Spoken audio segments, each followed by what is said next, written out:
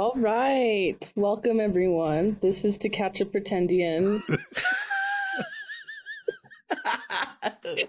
And our first culprit will be me. Just kidding.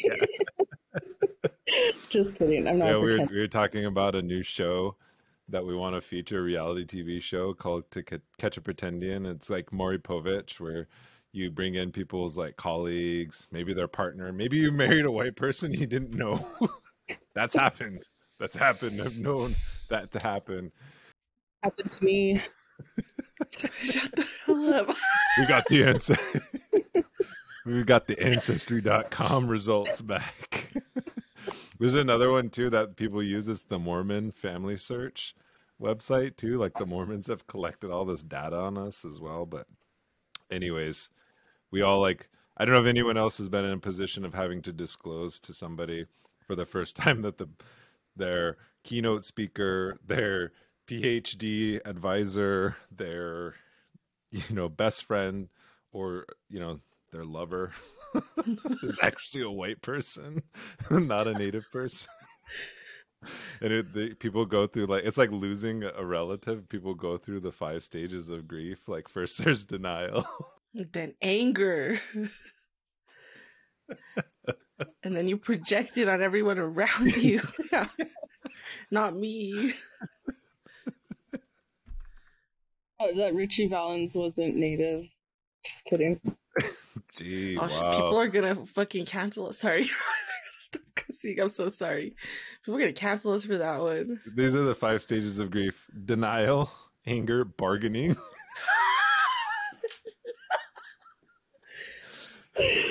That's happened too. But she's Indian because she dances powwow. Yeah. Maybe it's just a story their family told them. It's like, what? I've heard this one. Maybe they're just confused. It's like, damn, you got some really bad parents. It's like telling some whack ass stuff to your child. Why can't they tell them they're like actually from the planet Krypton and they're really just Superman, like waiting to get their powers? Why does it have to be like native? It should be something like way cooler, And then the last 2 stages are depression and acceptance. People delete their social media, kind of go MIA. Yes. Oh my gosh. Ooh. Or Okay. they get delusional and they start posting like a teenager, and they're like, new me, big things coming soon.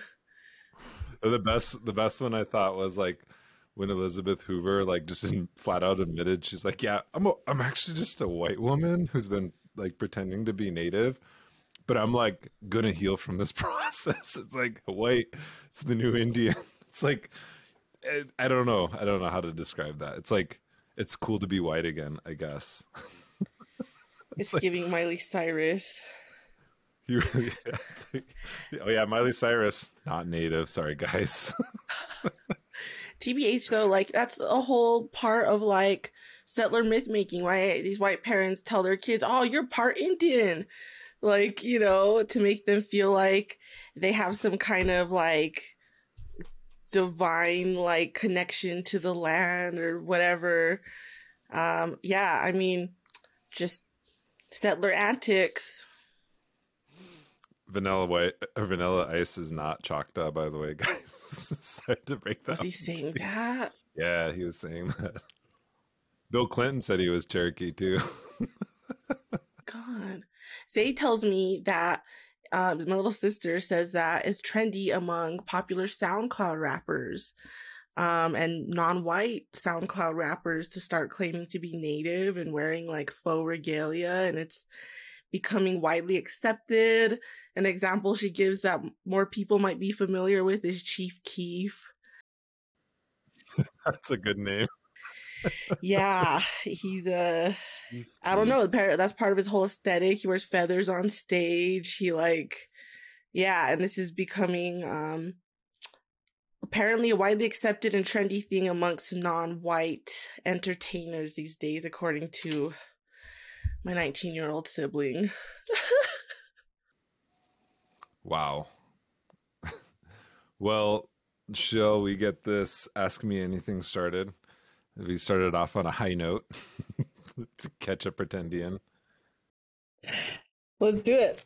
Let's start it. Welcome to the Ask Me Anything Part 3, the answering. The answering. Thanks, Sita. That's a great title. I love it. Sounds like an A20. Sounds like an A24 like horror movie. Like, oh, A24 is not ready for when Red Media starts making movies. This is the most yoded out crew. Ari Aster could literally never. Okay, so I guess we could just jump right in. I tried to come up with another reference of what kind of host I'm going to be tonight. Who hosted the 2008 MTV Music Awards? Well, British comedian actor Russell Brand hosted the show. Was that the one where Kanye went crazy on Taylor Swift? I'm going to emulate that MTV Music Awards hosting. Anyways,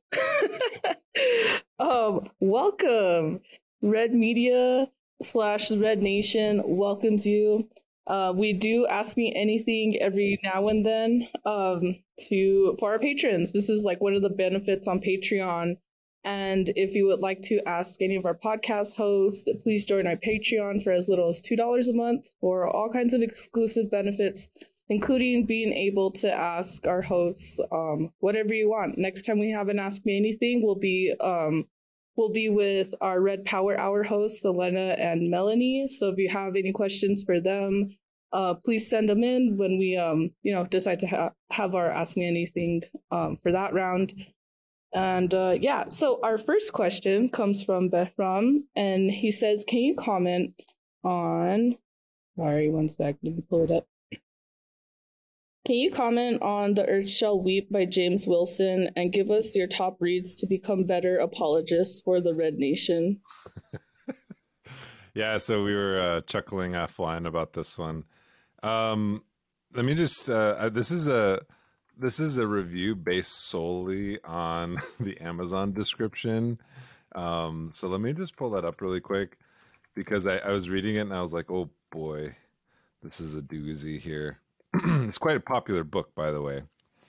But it's basically it's a book about ethnography, archaeology, Indian oral history, and years of original research. And it's about center of their struggle for survival against the tide of invading European peoples and cultures.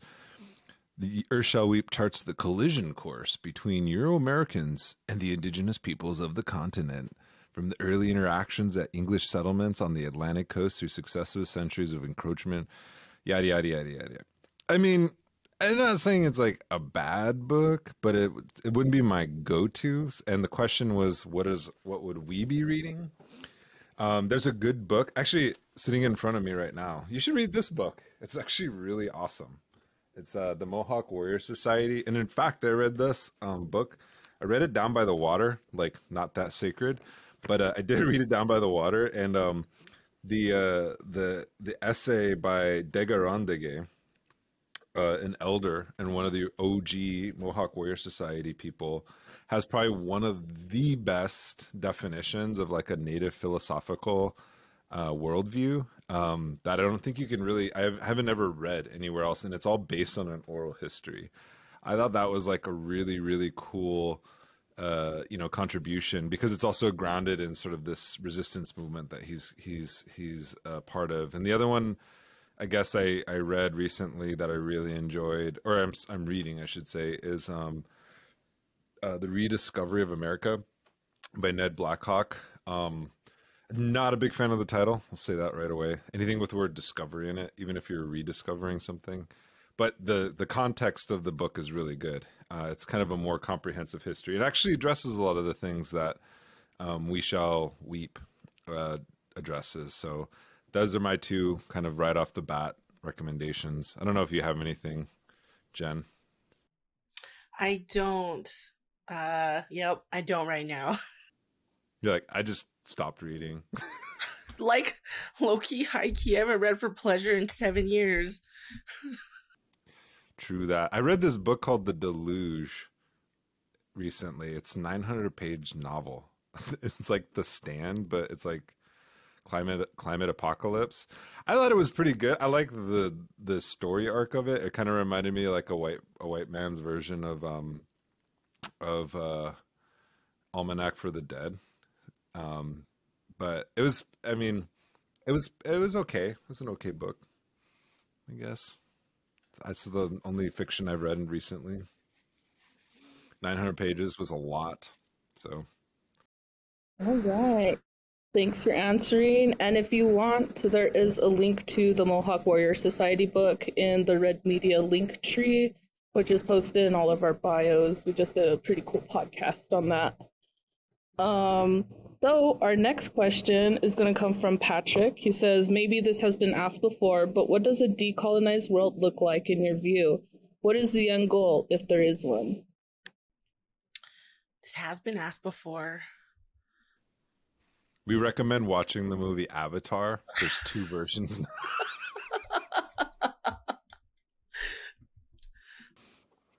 Actually, side note, haven't seen this movie. I don't know if, I think Red Power Hour might have done a thing on this, but Yellowstone is actually a continuation of Dances with Wolves. Did you guys know that? It's like the son of, or the descendants of John Dunbar. And Shut so like, up. yeah. And so like he gets like, I was like, what? I'm not going to watch it, but that's oh, also, by the way, Kevin Costner claimed to be Cherokee. Not a just a white man, but made these movies, made a lot of money off of Native people. But Jen, what does a decolonial future look like? It's one in which I don't have to give up cheese, but I don't have to compromise with my land or water either. So you don't have to give up hot chips. Yes. It's one in which no, yeah. It's one in which I don't have to compromise. I know Popeye, right? I'm not letting the horses free. I'm not giving up cheese or bread. I could do without nuclear weapons, though. True that. I feel that one hard.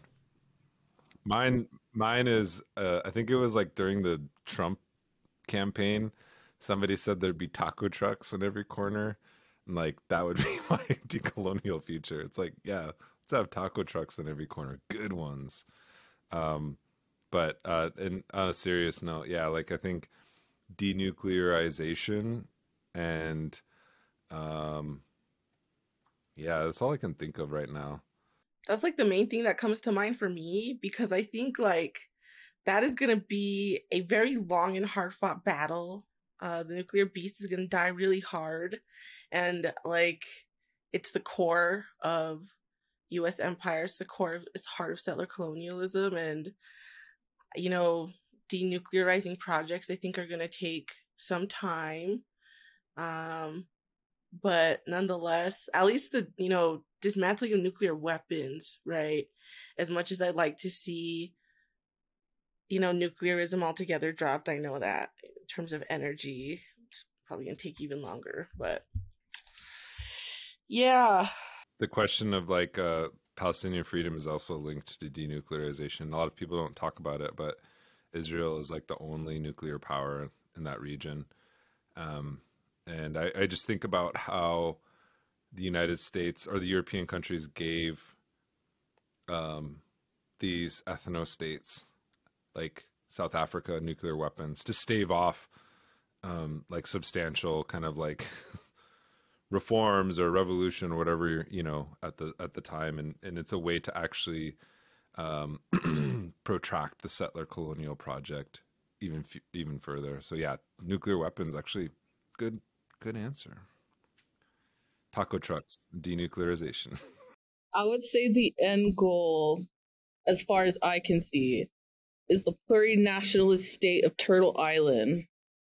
Let's go. Shit, yeah. The U.S.-Mexico border is going to fall first. Let's go. Okay. Well, let's move on. We have a bunch of questions going on. Our next question comes from Annie, and she says, or they say, I have been wondering about the term medicine line that I've heard a few times on this show. From context, I think it references the current borders, but would love to understand better what it means to you. Thanks. Yeah, so I think that one comes from us, meaning like northern people or who are along the U.S. Canadian border. And I think it was called the medicine line. I mean, like, for example, like a lot, like during the or after the 1862 U.S. Dakota War, when the Minnesota cavalries and armies were sending out the columns of vengeance, a lot of Dakota people fled to Canada to seek refuge. And so like Sitting Bull went there. And it was seen as like a friendlier kind of settler power than the United States. And so the medicine line is completely arbitrary, by the way. It's not a real, it actually intersects our territory. And so it's called that way, I think, in a positive light, but I also think it's also incredibly a silly and arbitrary line too, because it does bisect the Oceti Nation. And we don't have rights in Canada because we never signed a treaty with them, even though it's in our territory. So have some feels about that. And I know there are some Native nations that have like J Treaty rights, meaning that they can cross the border. They're supposed to be able to cross the border unhindered. And I think that's where that terminology comes from. Huh. You learn something new every day.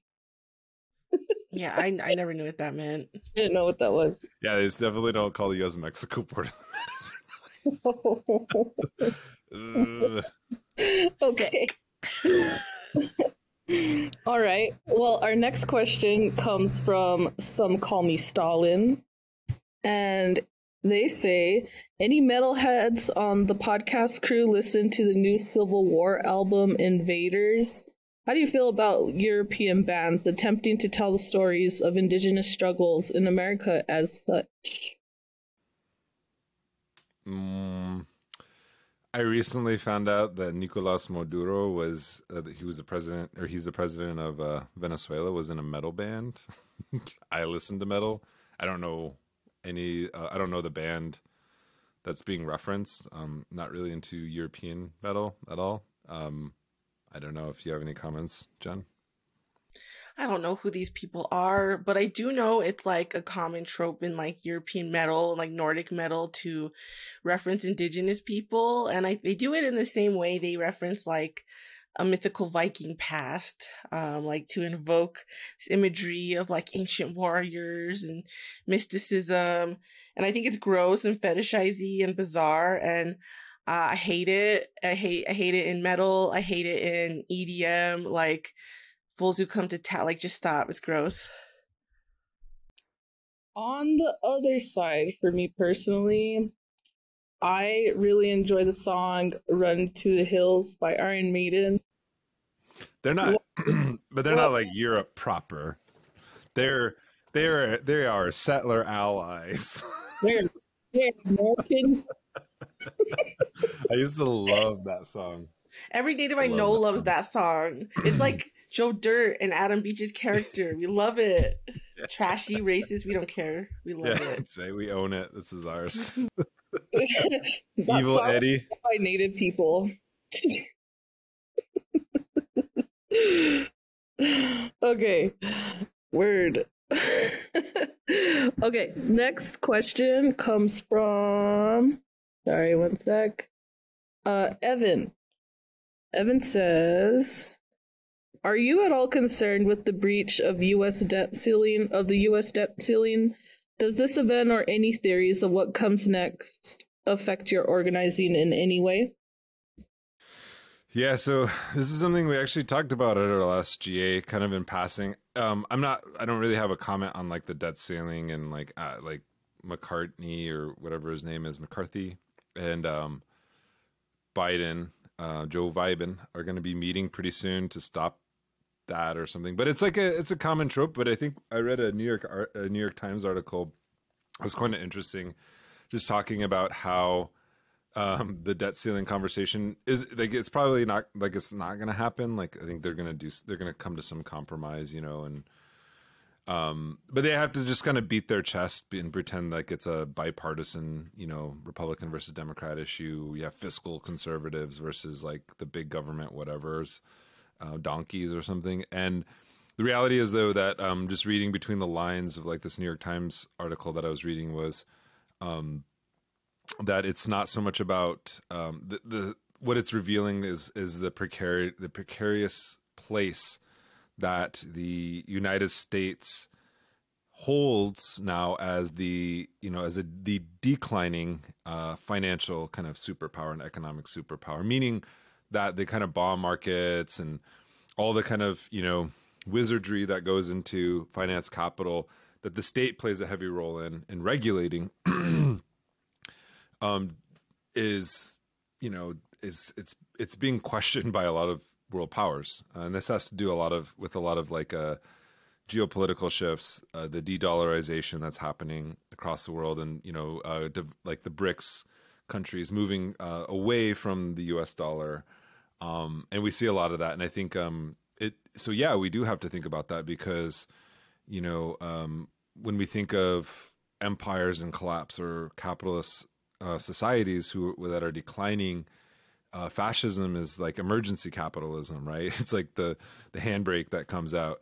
We do have to think about that, and we are seeing that. I think we have to take seriously. I'm not one of the people who are like really pithy about or flippant about like illiberalism, and you'll just side with anyone who's like going to own the libs, because fascists own the libs, and they have a critique of state power. And they have a critique of finance capital and all these other things too. And they see these moments as a time to emerge. And we are seeing that, and I think as people on the left and anti-imperialists, we have to be very conscious about, how we talk, and like we were just also talking about how this debt ceiling is kind of a symptom of a bigger problem. And we can see that specifically in life chances in the broader, population living in the United States and North America, but specifically Native people. Like, our life expectancy has dropped by like 6 years. For Native men, it's dropped, by like 8 or 9 years. And these aren't like COVID deaths. These are overdoses. These are suicide. Suicide has picked up and increased in Native communities. And we see this as part of kind of a broader structural economic issue.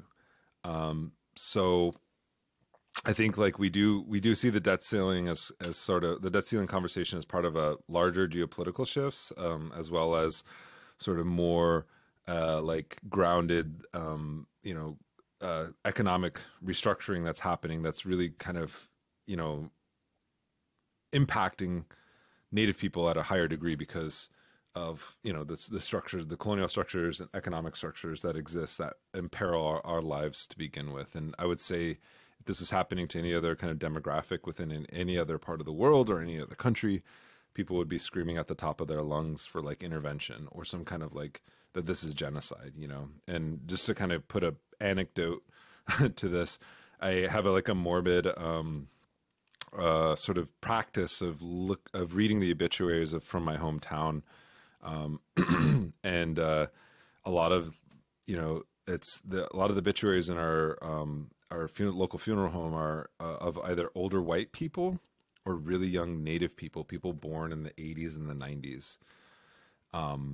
And yeah, it's really disproportionate. People that I went to high school with, people, who I grew up with. And so it is pretty bad, And so I think when we think about this, it's like we can't just be flippant and say, oh, de-dollarization, geopolitical shifts, because we know, since we don't have power right now, that the deleterious effects of this shift and the decline of U.S. empire are going to be outsourced, as they always are, onto indigenous people, marginalized people, and poor people. So I do not celebrate that kind of economic decline at all, because it actually means death for us. But that also means that we should be lighting a fire under our butts to get out there and organize and build an alternative. Sorry, that was a rant. It was a good rant. Thank you, Nick. Thank you for that analysis. We went into it more at the GA he mentioned earlier, and it's been on my mind. GA stands for General Assembly. When the Red Nation gets in a room and fights. Yeah, we just all physically fight each other for 6 hours. It's like a mosh pit. Hash out all our problems. It works. It's like a mosh pit with a reset button. It might be controversial for me, a Native woman, to fight Nick, a Native man, physically, but it works. Just kidding. Every time. Wow. Don't advocate violence except for when there's democracy. Well, that's a great segue into our next question. Leah would like to know, what is your best powwow story? Go for it, Jen. You used to organize the powwows. Yeah, okay, so first of all, I'm Pueblo. So when I came to college, I didn't know anything about powwows, anything at all. I was completely ignorant. I had been to gathering once before that in my life, but in Kiva Club, the big thing we do every year is host the annual Nizhoni Days powwow, and I gotta hype it up. Oldest powwow in New Mexico, predates the Gathering of Nations. It inspired the Gathering of Nations. It's free, and we have a big old community feed at the end. So a lot of the drama would transpire with the community feed, because this is like just student volunteers during finals week, preparing this powwow like completely from scratch. And so it was always wild every year. And one year we're preparing all of the stews for all this, for this big community feed. And we would use like the Women's Resource Center nearby. And so we're there all night, up late cooking and doing the stews. And one time we had all these huge roasters all plugged into this one wall, fried as hell. So we shorted out like the outlets, and all of our stews went rancid overnight. It was terrible. Such a huge loss. I was like trying not to cry, like lose my mind, like screaming on the floor when the powwow was starting. But yeah, it's one of my powwow stories. They're not usually fun and rowdy. I never got to party gathering weekends like other Indians because I was a Kiva Club kid. So I was in there being a good noodle. My powwow story, my grandma, we used to have the Lower Brule Fair, and it was always really big. And it was pretty much the only powwow I ever went to. And in fact, we used to have social powwows, like just the community. They would have them in the high school gym. And I really liked that. They would do like potato dances, rabbit dances. And it was just like more of a social powwow, and it was fun because everyone danced. And some people wore regalia, but a lot of people were just like out there in their Wranglers, I always thought that was fun. I don't know if they do that. Maybe they do that other places. I don't know, but it was something I grew up with. But one thing I remember is my grandma used to like help organize some of the powwow. She used to be on some committee, but she always had like the inside, like. And so after the powwow, they would always have this extra fry bread left over. I don't know how you have leftover fry bread, but she would come home with like a big black garbage sack full of fry bread, and me and my brother and my cousins would just like stuff our faces. Like we put it in jelly, and of course, like, so we'd come home and like we'd be smelling like fry bread and cigarettes, and I always thought that was the best smell in the world. Like, I don't know, even today when I smell fry bread and cigarettes, it just like makes me like weepy eyed, Aww, it really takes me back. This is gonna be the name of your autobiographical novel. Fried bread and cigarettes. Cigarettes, storytellers, Marlboro Lights. My grandma loved Marlboro Lights, the big old long 100s. Aw, the only thing I can think of for my powwow story is like Jen, I am also Pueblo. So powwows in New Mexico is, I think it has to do with like the multicultural like history, like stuff going on. That's why gatherings of nations and stuff. But anyways, my Pueblo threw a powwow at our casino, and before we went to it was at Sky City Casino. Before we went there, we stopped at the Laguna supermarket, and this was back in the day when they still had. Do you remember those alien lollipops with the glow stick in the middle? Yeah, we got some of those. And then went to the powwow. Once it turned night, I was like a little kid. I remember how old I was. We were throwing them up in the air, and then like all these other kids started joining us, and we're just all tackling each other. So we'd just like throw it straight up in the air, and then we'd all tackle each other for the glow stick. That's how native gangs were formed, is that powwows. Like these little wild packs of kids running around. Just feral res kids. Just like smeared, like looking Kool-Aid smeared all over their faces. Having the time of their lives, no parents. Oh, yep. Those were the days. Okay, moving on. John would like to know, what do you think about The Sacred Pipe by Black Elk? Okay, so I read this book a long time ago, and it does lay out the 7 sacred rights of like Lakota people, and so yeah, I mean it's a decent book. I think with the Black Elk books, because there's the Black Elk Speaks, there's the Sixth Grandfather, they're good books. They're actually based on some like legit knowledge. But Black Elk at that time he was doing those interviews, he was like Catholic. He's actually they're thinking about making him a saint, canonizing him as a saint. And the irony of that is that the Catholic Church, because to be a saint you have to have like documented miracles. And the irony of his documented miracles were from before he converted to Catholicism and was just like a straight up medicine man. So I'm like, isn't that ironic? Like, where did those powers go after you converted to Catholicism? So, but he does talk about in the Black Elk or the Sacred Pipe, he talks about the 7 sacred rights, which are true for the most part for Lakota people. But I think people read that and then they say everyone believed this, and it's not quite true. Out here, they had different rites, different ceremonies. There were, in some instances, there weren't just 7. There's more than 7. We have, more than that. So it's a good book, but I also, take it with a grain of salt when you read it. All right. Thanks, Nick. Next question comes from Ryan, and he says, "Hi, Nick and Jen. Very exciting and grateful you are taking our questions. I'll have to wash my legs for this one." So, okay, better start. Sorry, I'm gonna try to get serious. I have a few. One, can you please define settler in the modern sense of the word? Is it those who engage in and support capitalism? Is race a part of the distinction? Obviously, African Americans had no choice in coming here. Does class have anything to do with it? Is 2 and 3. Do you want me to stop there, or do you want me to read them all before you answer? Let's do this one. I don't know, Jen, do you want to take a stab at it?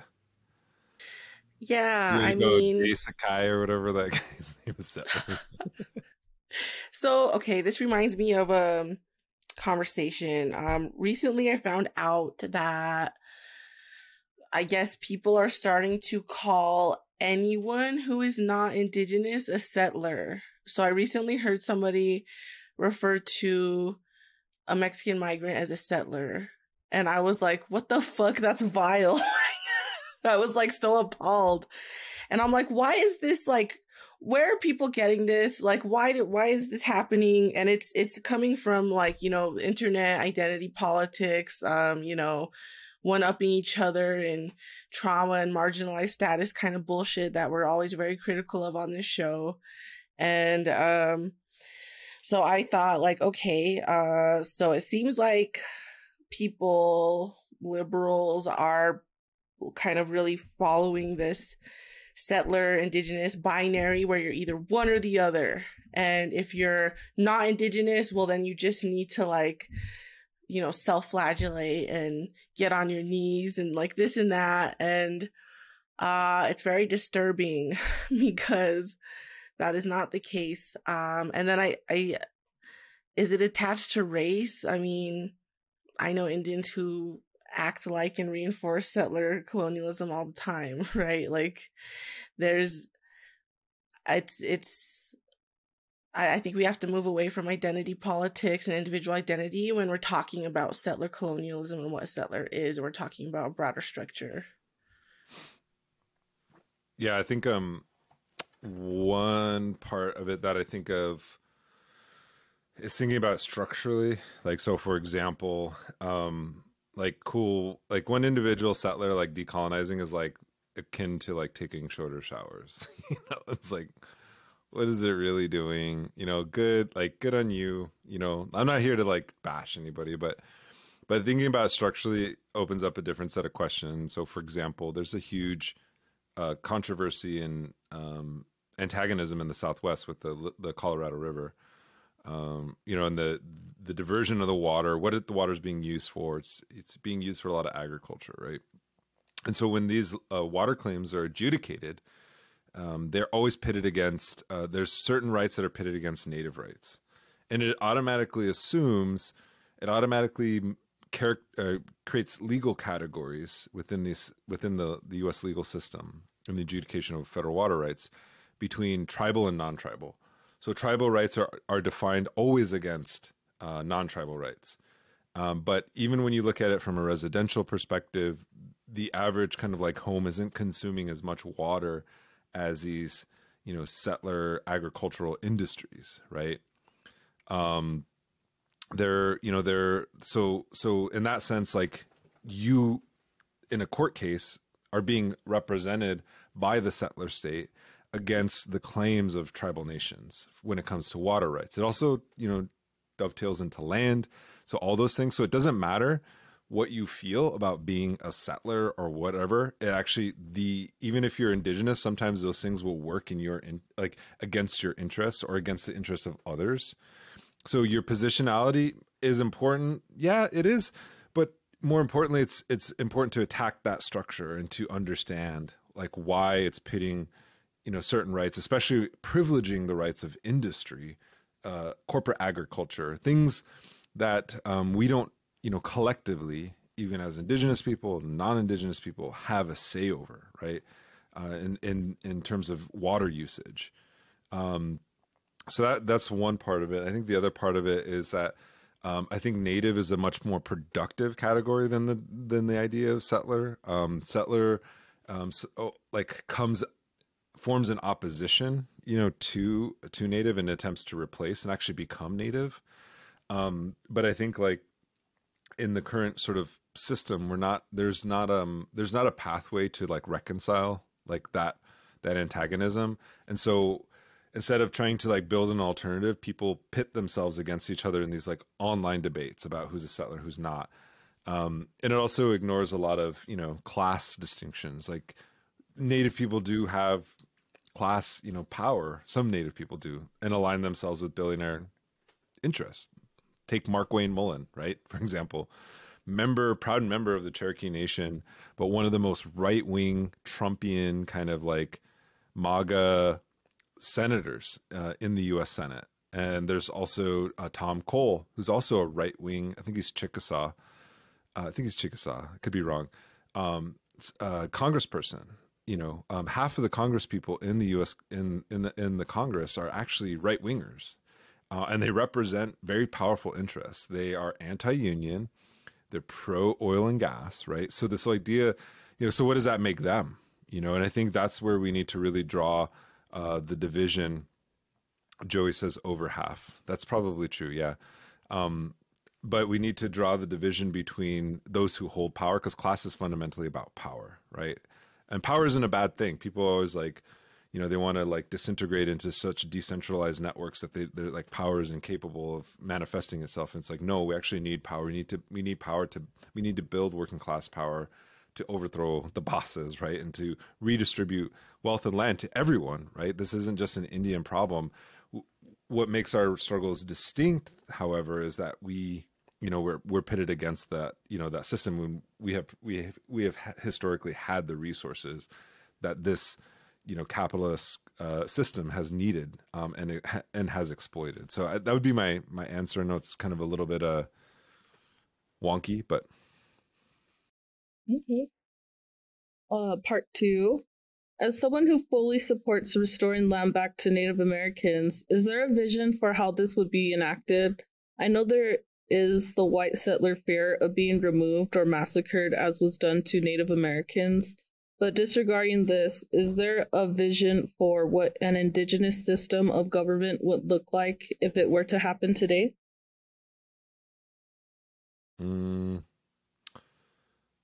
I don't, it's always interesting to me to hear these questions, and no offense, Ryan.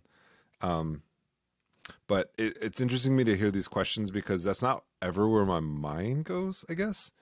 And I think it's more of a product of a kind of settler society that's kind of end goal is always about removal and genocide. Like there has to be these kind of zero sum games where it's like now we have to replace the settler government with something. So what does that mean for the settlers? And it's like, that's great replacement theory, right?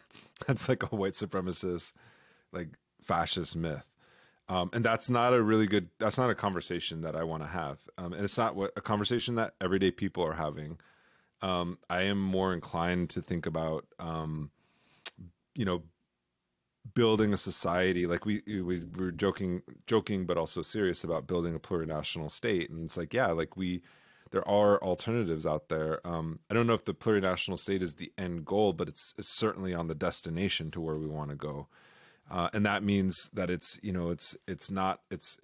recentering the values of society towards life and towards, living well, versus consumption versus profit. Right. And we have to fight those battles, right? We have to fight those battles as we're trying to build that future. And I don't think there's a set game plan. I mean, some of it just begins with giving land back. We do have tribal government systems. Like we don't need, new and better systems. We have things in place, but we can't even as tribal nations really grow without, removing the boot of colonialism from our neck. Yeah, I was just going to say, like, it's a really racist assumption to assume that we're looking to eradicate people and displace people. And I think, like, I don't know, in New Mexico, I know that, like, poor and working class people have taken care of the land together, like, for centuries. That's not to say everything was harmonious. Like, NM's a very violent place, but people weren't really, people didn't really have these ideas that exist now that are very, like, divisive and, like, are usually, like, created across racial lines. And I think for a very intentional reason, right? We're racialized against each other in this country in many ways. But all we ask is that you be a good relative and take care of the land and don't participate in a death-driven system. And I think that's really that's all I have to say about that. In my dreams of the plurinational estate of Turtle Island, I always just think of, like, international zones.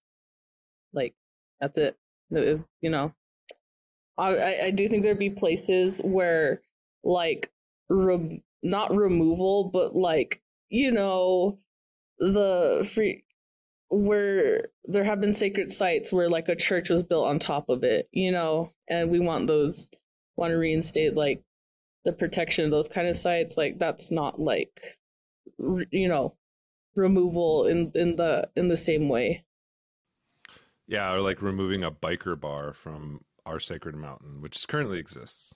Kevin Costner also tried to build speaking of Kevin Costner, the pretendian that he is, he tried to build a casino in our sacred mountains. And it's like, bro, if anyone's going to build a casino, it's going to be us. 100. Anyways, had to throw that one in there. Let me know when that opens. Yeah. Well, you want to know what a decolonized future is? You got to find parking to get to this 7-course buffet. Have you been to the Inn of the Mountain Gods, though? The what? That place, Mescalero. Mescalero, like, I mean, I'm pre-COVID, their buffet was off the chain. We used to live next to the San Manuel Band of Indians in San Bernardino, and like their buffet was so good. The only thing I didn't like going to it because you literally had to walk 2 miles to get to it because their casino was so big, and they make you walk through, the entire floor. It's like, bro, I just want chocolate fondue. That's all I want. Fondue fountain, nacho cheese fountain. That's all I care. And crab legs. Oh, okay. Last part. In supporting the revitalization and preservation of Native American culture, is there a respectful distance that should be kept as someone who is not Indigenous? For instance, would it be helpful for non-natives to provide counseling to those living with trauma inflicted on them by settlers? I apologize if these questions are naive. Thank you again for taking the time and your excellent program. I think they're saying like non-native like therapists and things and trauma specialists. Is that I think that's where the question was going. But the part of the question in the first part was, is there a respectful distance that should be kept as someone who's not Indigenous? I'll answer the second part. Jen, maybe you can do the first part, but I want to answer the second part too, but go ahead. Oh no, what are you gonna say about it? Because I have some thoughts. Like for me, when I recently booked a therapy appointment with a non-native therapist. I mean, she's not white, she's like Southeast Asian, but she doesn't need to know about like my ceremonial or spiritual practices to help me. Like, all I care is that she like understands like the experiences of women and non-white people. Like, I'm not seeking a therapy that is informed by my ceremonial knowledge, because that is like inappropriate. Like, that's a whole different realm. That's a whole different space. And so, yeah, I think I think non-native therapists should serve Native people. Absolutely. I think we all need therapy. I think North Americans especially need therapy. I think there's this kind of tendency, amongst like the right and the left, I mean, to sort of like knock North Americans for, being really invested in like social media, being really invested in this culture of the me or consumerism, right? But isn't it sad that that's all that most North Americans know? That to me makes me have a lot of pity and sympathy for people, because how do you tell somebody that there's an alternative, an alternative way of living, and like that drugs, alcohol, all these things contribute to depression, anxiety, social alienation. Like I have incredible pity and sympathy for people who are caught up in those systems. And I think it's going to take a lot of collective healing, like to get beyond, the kind of traumas that people endure. And like, of course there's, like you don't need to be of a certain race or background to get therapy or to, give therapy to folks or to help in that process. There's definitely places where like, people need their space. And that should always be respected. I think that goes with the cultural stuff too. It's like, I was having a conversation with this Ojibwe person, and, like native people give non-natives native names, which is fine. Like, we're allowed to do that, but that doesn't give you the right to like, like go and speak on behalf of, or, attend those things. And sometimes it's just better. Like, if you like are questioning whether or not you should go, unless you haven't been explicitly invited, you probably shouldn't go. Like, and we don't like, it's, like I get that, like I remember, I don't know if anyone played with like, or if they had white friends growing up, but the white friends would always send you home right before dinner. And then like, and our family would always feed everybody. I always thought that was an interesting thing. My mom was white too, but she'd always feed. It didn't matter who you were. She'd like come in the trailer, we're eating chicken, But yeah, I mean, I can take social cues, white people send you home when it's time to eat. Whereas a lot of Native families will be like, won't even ask your name and you'll get a plate. Damn, that's fucked up. I didn't have a lot of white friends growing up. I had one, but their parents wouldn't let us go over.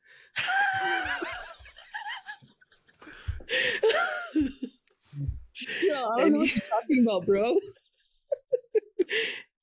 Yeah, I mean, I think like if they're asking like, when working with Native people, like I don't think you should bring up like as a non-native person, I don't think there's ever an appropriate time to bring up one's like culture and spirituality. Like, I don't know how people think of us. Like, do they think that they need to, like, maybe they think of our like our spirituality as they do like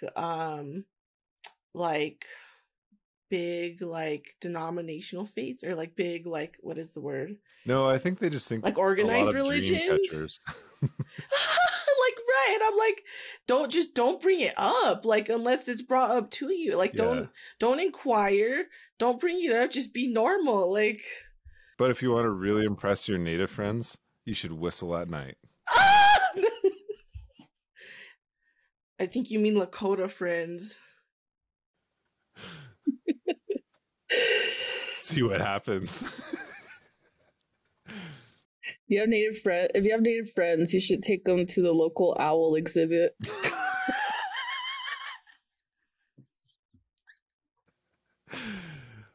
Do we want to answer the questions in the chat? It looks like Connor was asking questions.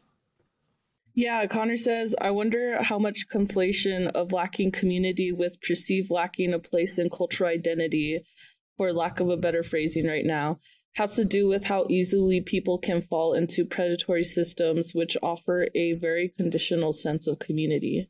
Jen introduced me to this Instagram account called Healing from Healing. That's right up there with that account. Yup.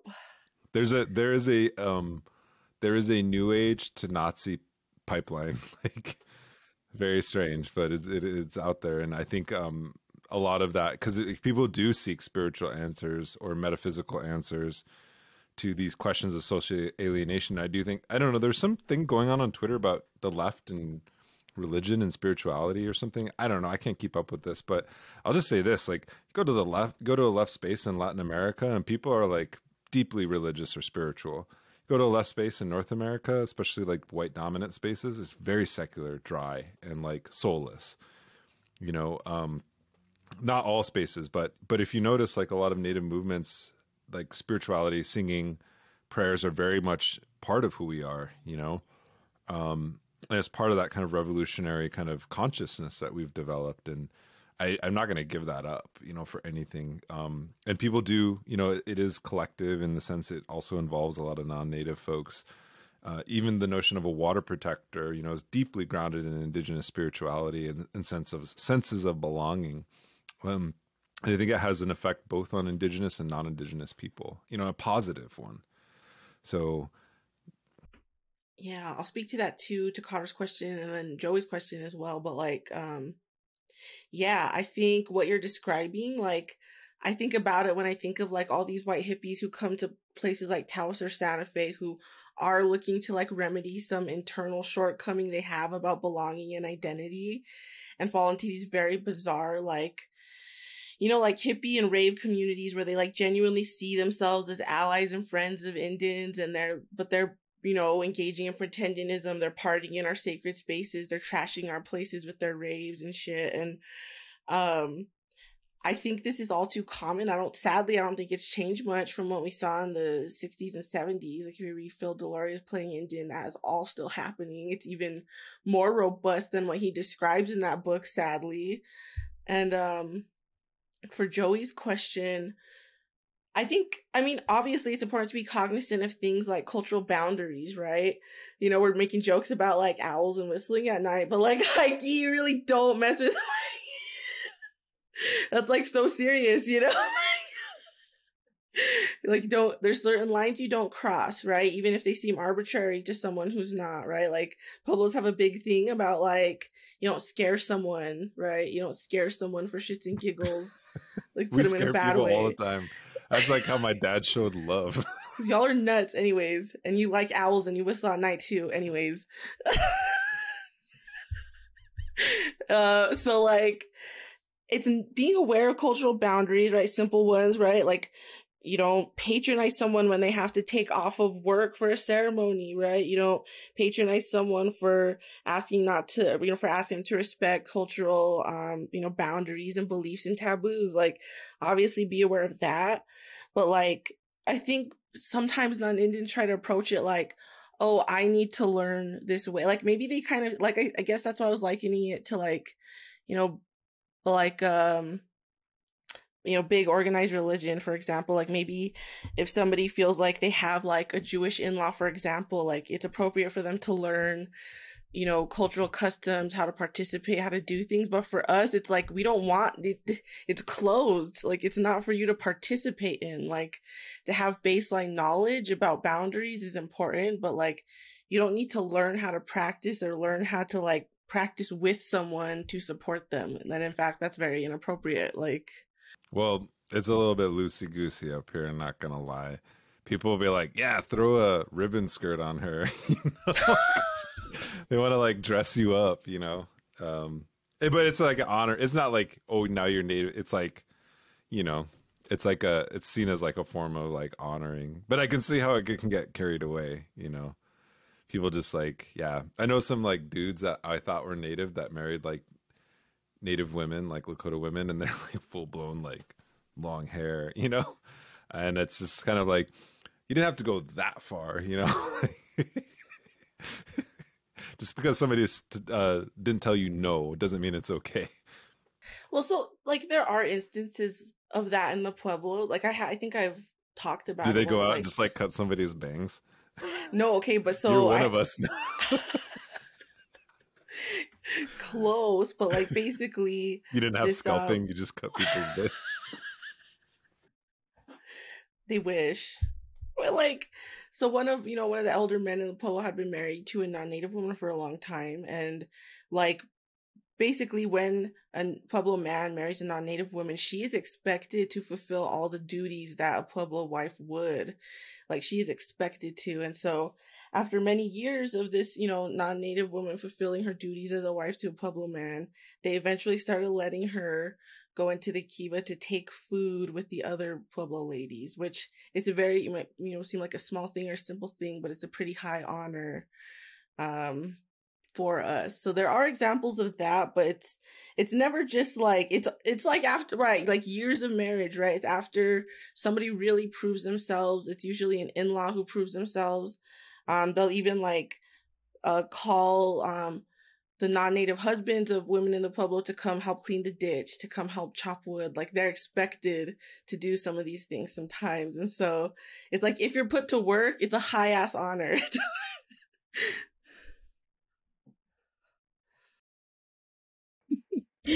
And just for those listening, the comment by Joey that Jen was responding to was, I work as a caregiver most of my adult life. There's a point to be an ally / culturally aware is having a list of Indigenous providers and services. Yeah, so we'll go ahead and move on. This next one is from Allie. And Allie says, hello, do you have any audio, video, written resources, be it educational and informational, perspective, historical, or current events that have caught your attention recently that you would share? This podcast obviously has a ton of episodes you might feature, but maybe there are others that come to mind too. Also, any native TikTok creators that you're following that you want to shout out? I like following, I'm so sorry, I cannot read this handle. I like following this particular TikTok profile as they are relatively local to me in the Twin Cities. Otherwise, I'm searching for advice on how to filter out Indigenous imposters.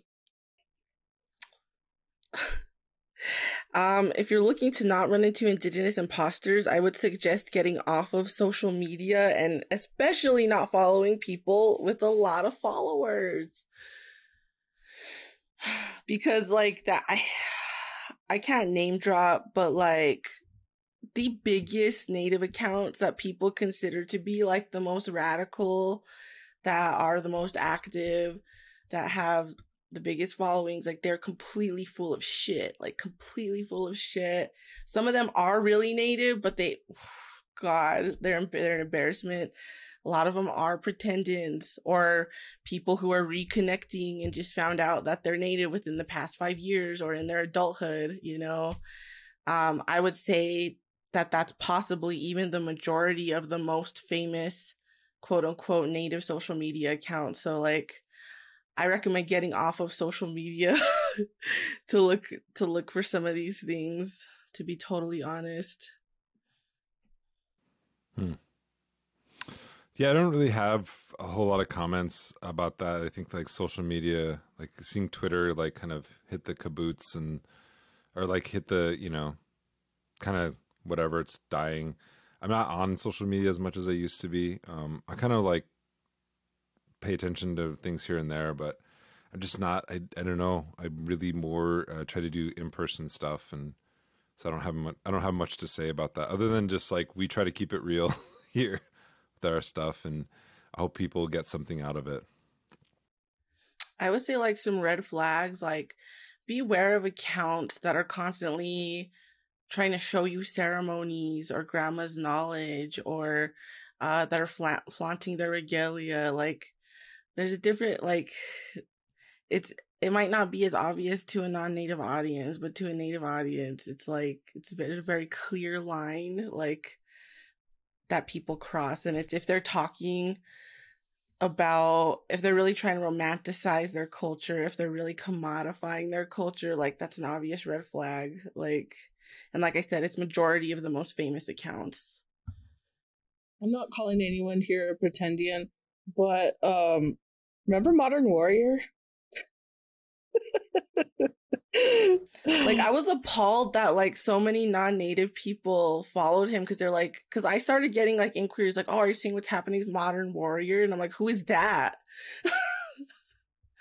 And yeah, terrible. Like any Modern Warrior types, any of the men who talk like this and talk real serious about this history that happened, like any of the dudes who are all glammed up in their jewelry and their braids, like really pulling a look to make a TikTok, like, nah.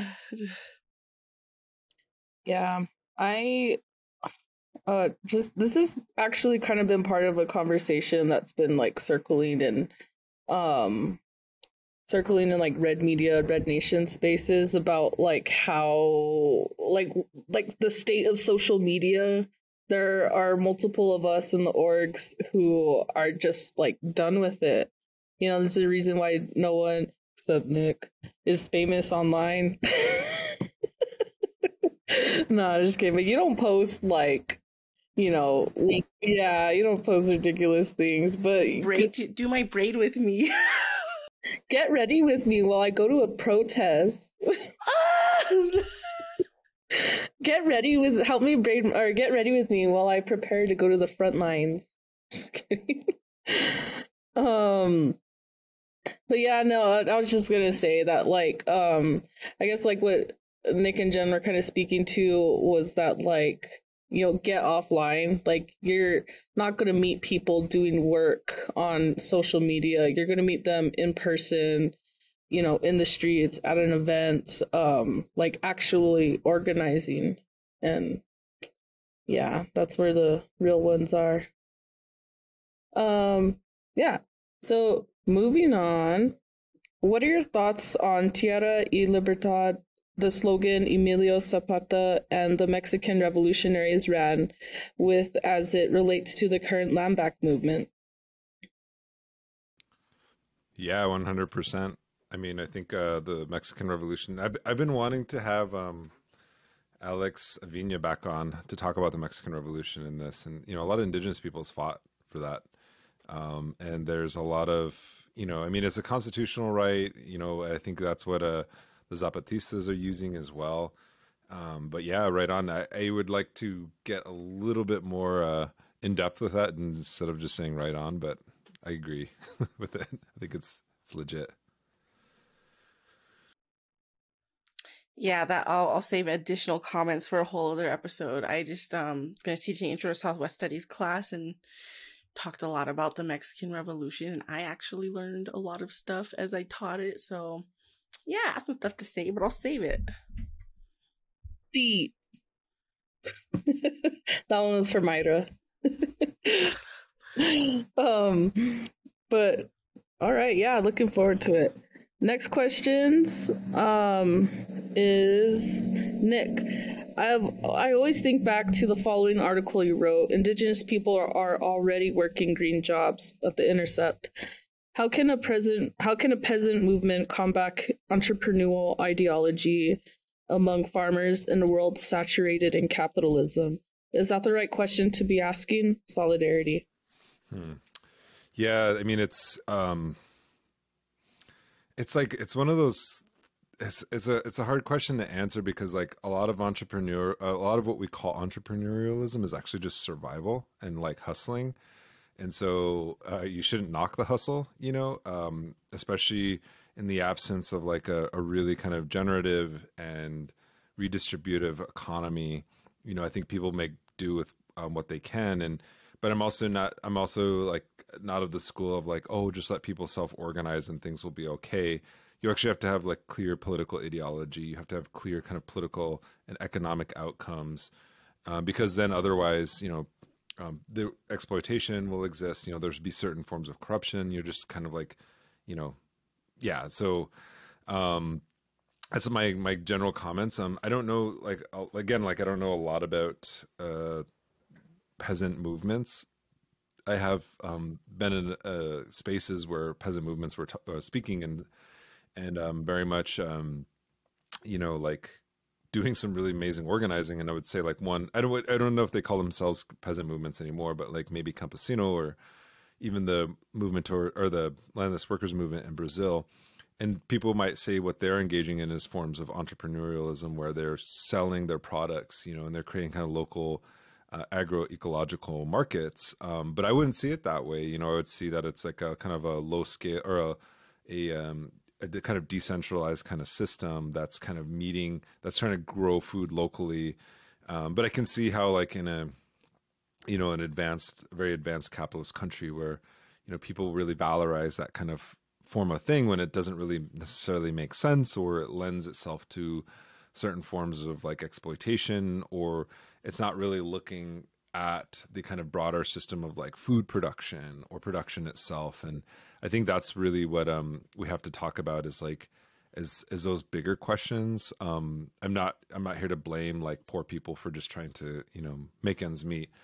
So that's my uninformed response to that.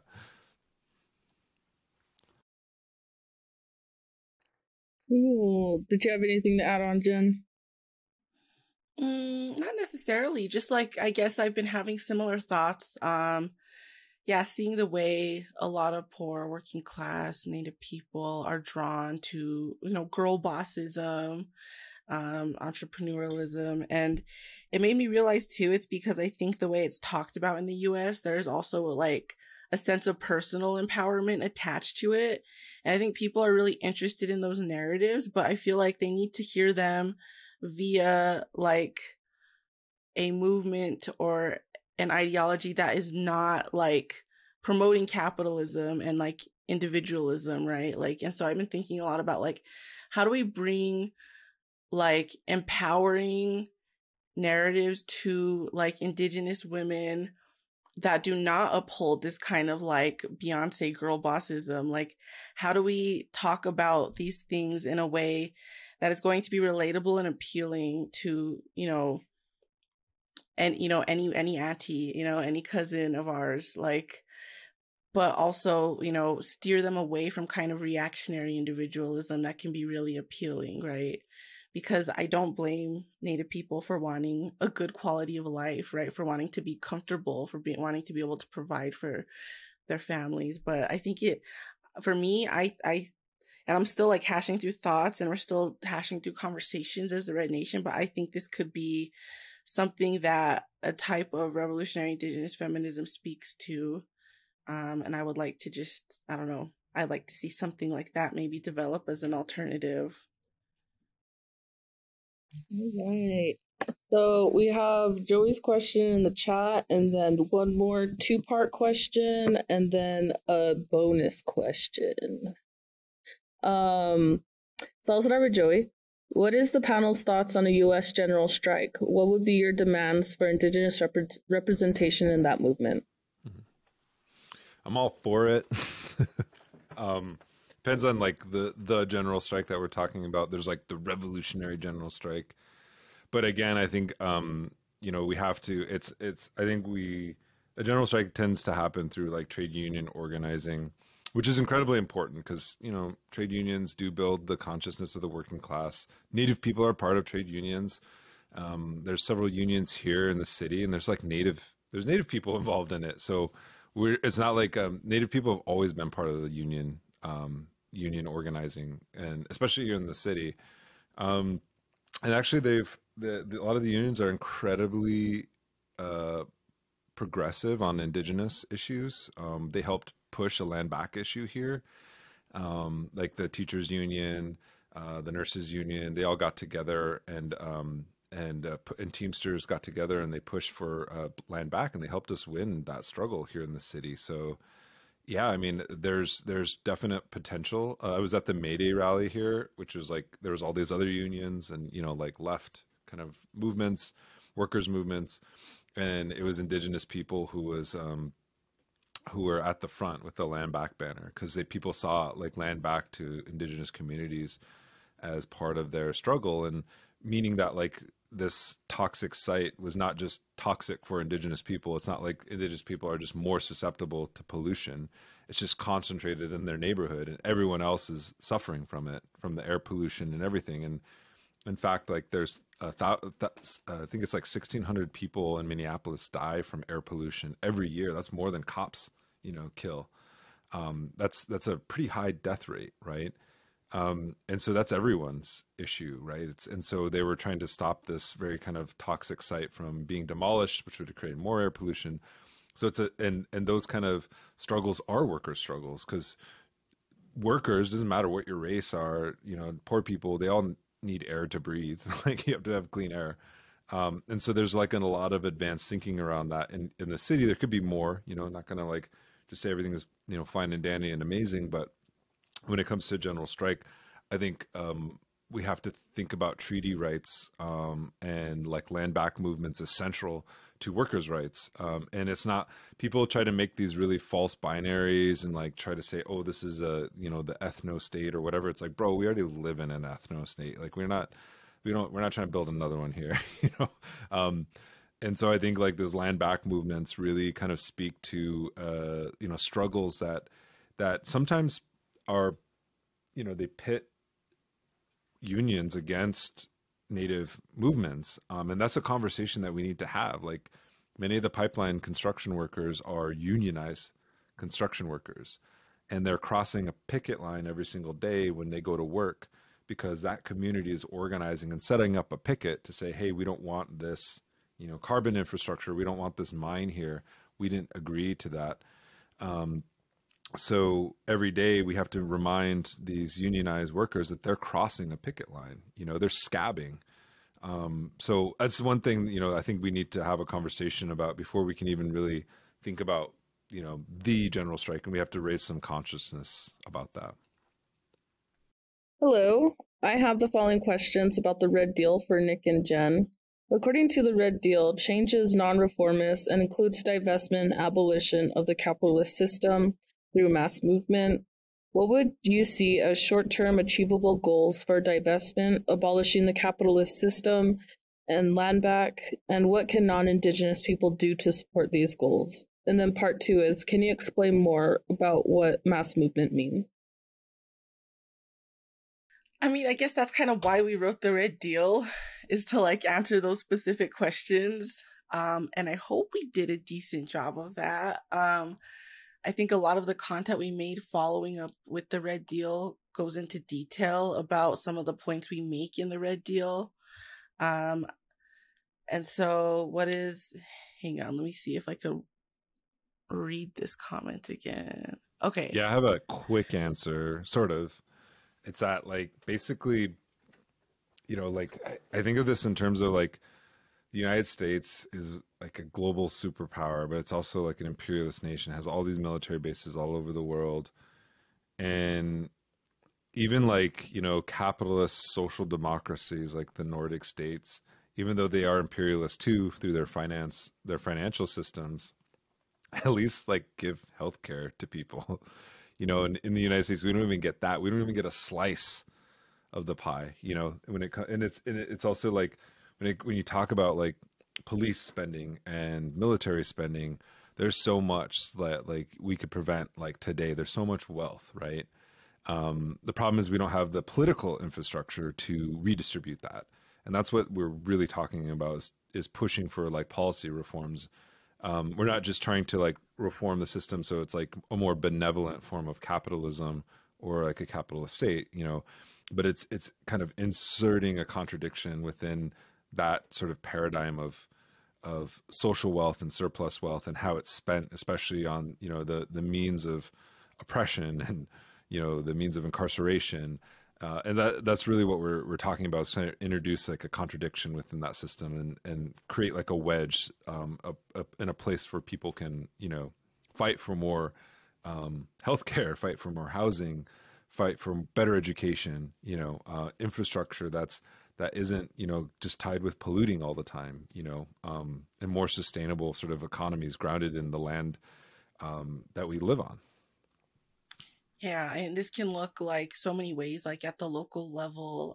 You know, it can look like getting the city council to divest away from, you know, giving more to the police budget and putting more into things like housing, right? And treatment and transportation and education and, you know, all of the distributions that these organizations were doing, the city could have done, right? The state could have done if they allocated their resources accordingly, but they didn't. It can look like tribal leaders refusing to take oil money to build a new visitor center, knowing that it's impacting our Diné relatives. It can look like, you know, that's really where that famous quote in the Red Deal comes from. What if the army had to have a bake sale to keep its doors open?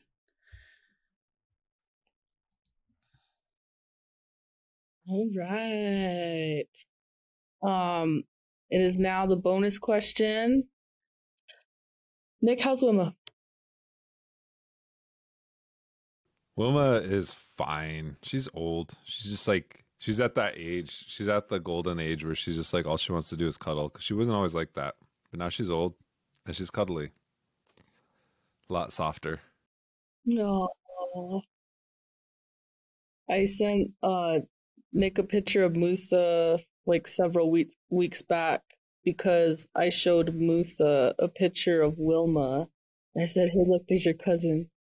I wanted Nick to show Musa to Wilma. Oh, Wilm, I miss Wilma. That's it's really something to hear that she's slowing down because she was always a feisty one. Oh, she's still feisty. I mean, she's just like, is a little bit softer. Oh, Wilmitron. I was telling Zay earlier before we started, I was like, shit, we always get questions about Wilma. I should make our cat Kyoshi famous. I have an adorable little black cat. She was a runt. She's small. She's cute. La Nocha. Yeah, that's her name. Con ojos grandes. Mm-hmm. That's her. It'll be dark and then you just feel yourself being watched and you see them big old eyes. I was going to ask about Kyoshi for the podcast, but I was like, I just saw her. Yep. Yeah. And I'm always having my family shut her up for these podcasts. She's loud. Put her in the room. She has podcast treats. Wait, we give her a little extra food so she'll shut up. Aww. Okay, well, that wraps it up. People are trickling out. Thank you so much for joining us for Ask Me Anything Part 3, The Answering. And stay tuned on our Patreon. We will be hosting another Ask Me Anything about with our Red Power Hour hosts. So if you have questions for them, save it and we'll post again when we'll have another one. If you're not on Patreon and you're joining us from the Red Nation social media channels, please join our Patreon for as little as $2 a month for exclusive benefits, including being able to ask everyone, whatever you want about different things in the native lefty spaces that the Red Nation podcast creates. So, yeah, I think that's it. That just about wraps it up. Thank you so much for joining us tonight, everyone. Bye-bye. Thank you. Thank you.